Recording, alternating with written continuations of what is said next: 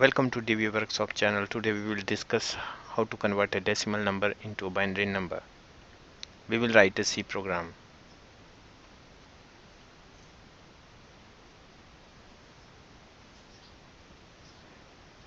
In this slide we are taking example of converting a decimal number 25.125 into binary number. So here we have an algorithm over here. Let's assume that n is equal to 25 and we have to repeat this process until we have n is greater than equal to 0, and we will keep on dividing it by 2, and whatever quotient we got we will just take it to the next step, and whatever the remainder we got we will write it here. We will repeat this process until we got quotient as 0. At last we write these numbers in reverse order. Now look at the fraction parts. So we have algorithm over here. While we have this fraction part number is greater than 0, we keep on multiplying it by 2 and we pick the integer part, and we pick the fraction part and we will keep on multiplying it by 2, and whatever we got we will just pick the integer part and fraction part will go to the next step. We will keep on doing this until we have fraction part reduced to 0. There might be some situations where we have infinite fractional binary number. So there we have to see the repeated pattern and we have to stop the execution. Let's see this algorithm.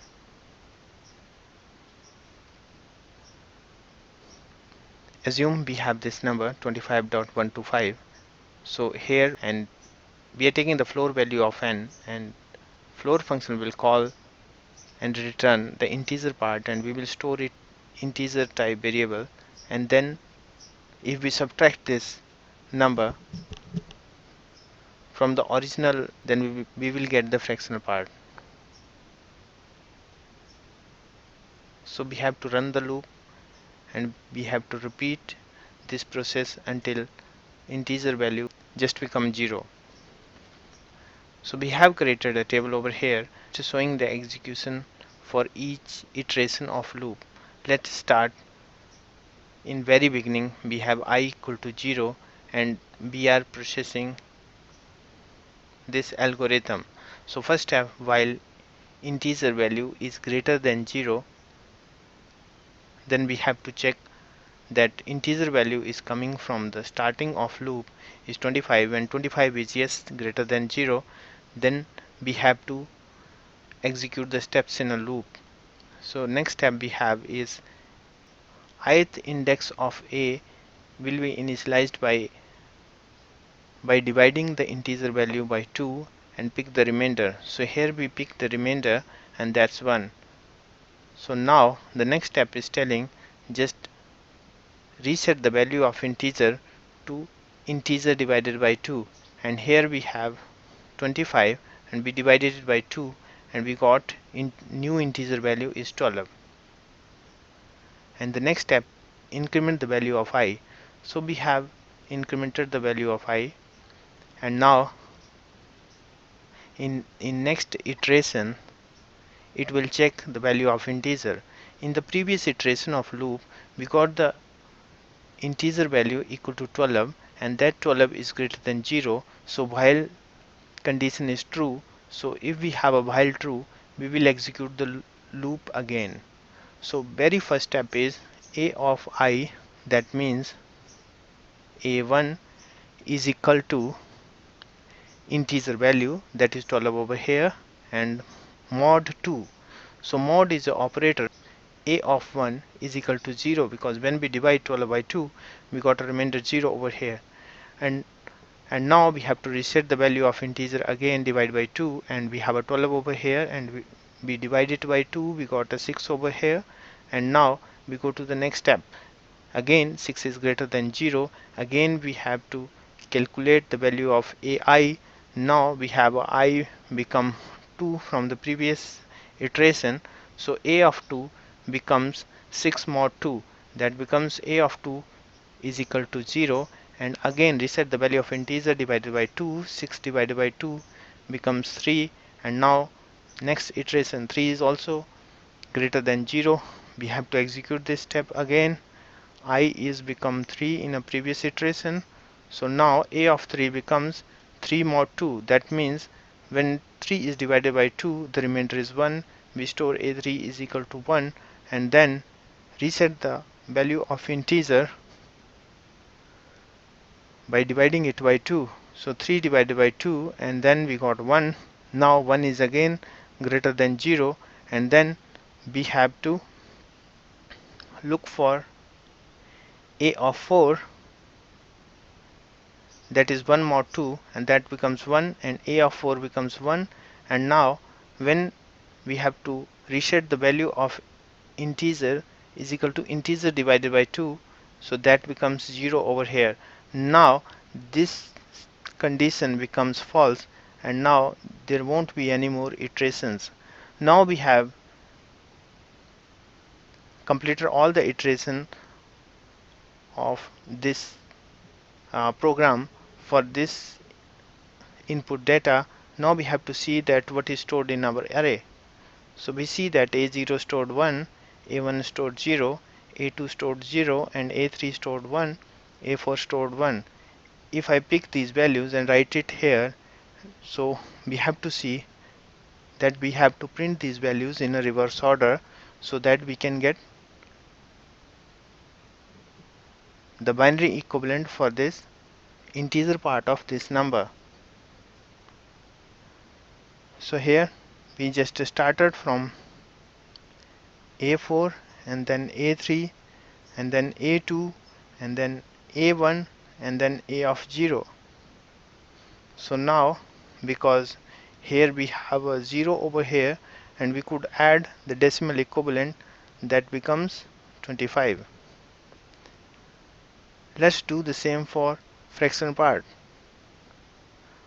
For converting a fractional decimal number into binary, we have written this program here.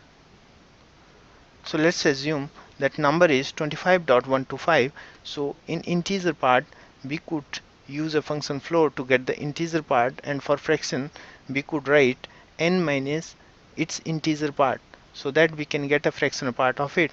For example, if the number has a 25.125 and we return the integer value as a 25, if we subtract from the original number we can get the fractional value over here. Now let's start the loop. So for the starting of loop we are just declaring the index of array as 0. So now we will repeat the loop until we have this fractional number, that is 125 is greater than 0. So very first step, we just double the fraction part and we just pick the integer value of the fractional number and then we just subtract it from the original number and get the second iteration fractional number. So we will keep on repeating this loop until our fractional number become 0. There might be some situations where we have an infinite fractional number and we will never come across a situation where fraction number would be 0 or less than 0. In that situation we have to add this if condition to come out of the loop. So here I am saying that if I is greater than 9 then break. That means if we do not reach a situation where fractional is becomes less than equal to 0, then we will come out of loop after 9 iteration of this while loop.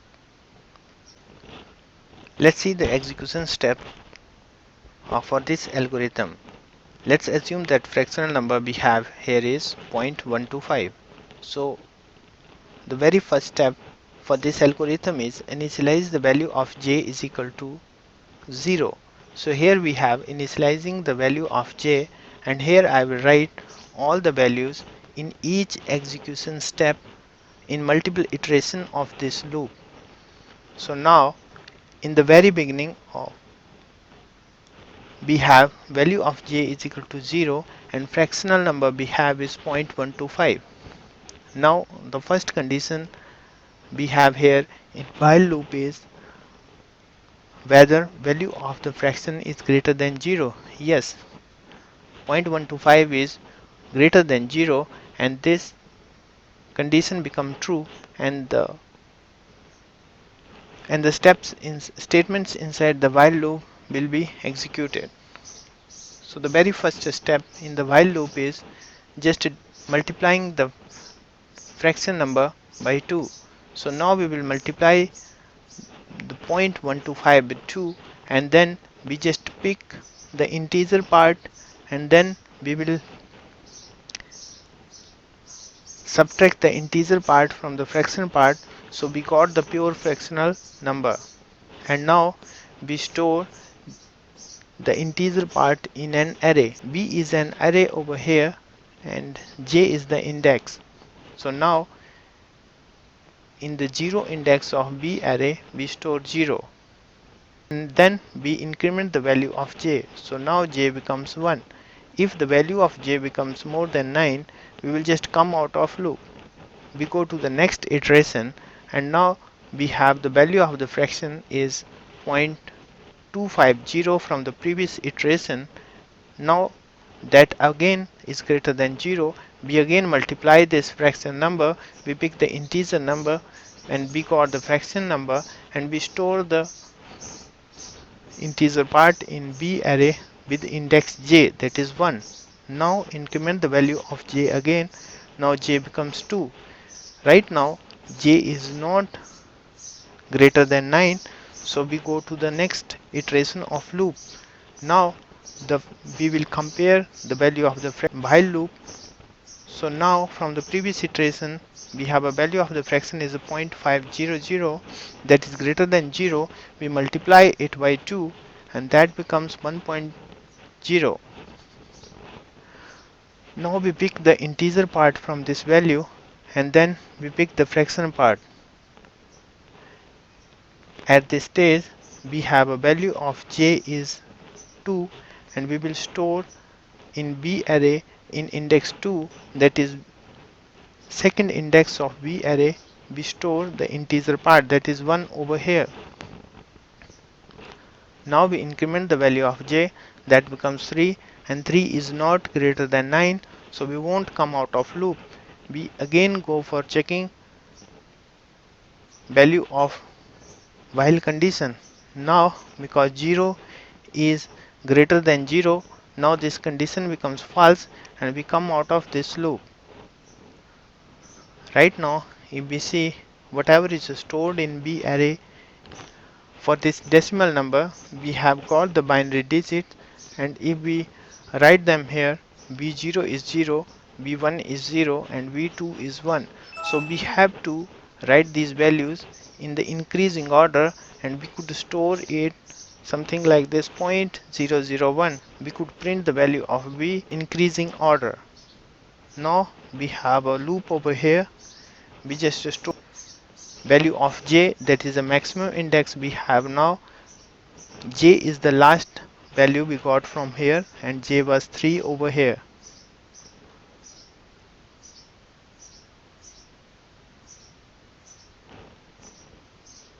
Now we have to start from 0 and we can go up to 3 minus 1, and we can print the value of B array. That's how we converted this fraction number into a binary number.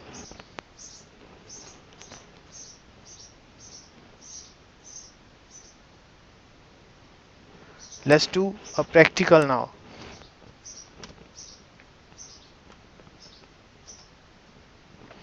We have written this program over here. We have included math.h because we want to use floor function, and we have stdio.h because we have to use printf function. Now in the very beginning we have declared the array A with the 10 elements, and B is the array for storing the fractional part binary equivalent. And we have here I and J we use for iterating for array, and we use integer, and we use a double value for storing the number. We use a fractional variable for storing the fractional part of number. For example, we assign n is equal to this number 25.125, and then we just return the program over here. This is how we get the integer value, this is how we get the fractional value. And now we have a loop over here to convert a decimal part of number into binary equivalent. Here we are just printing the values from the A array. Now here we have a loop for displaying the fractional part, for converting the fractional part into binary equivalent, and here we have a loop for printing those values. Let's run this program.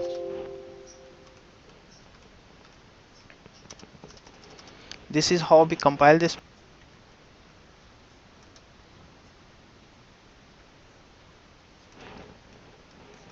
See, here we have a number 20. If I want to convert 25.125, then I have to change the value over here, and then I will run the program again.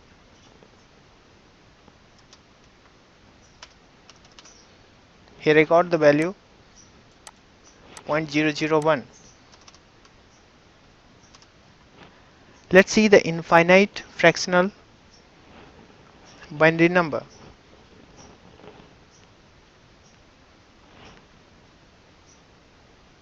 If I want to convert 25.1 into a binary number, then we could see that it is recurring infinite fractional number. Loop won't come out, and it would be an infinite iteration.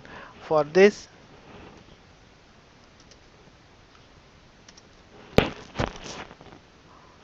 we have added a exit condition over here. We have to write this condition: if this loop runs more than 9 times, we can write a exit condition over here. So that's how we have written this exit condition, and it is saying that infinite binary fraction. Thank you very much.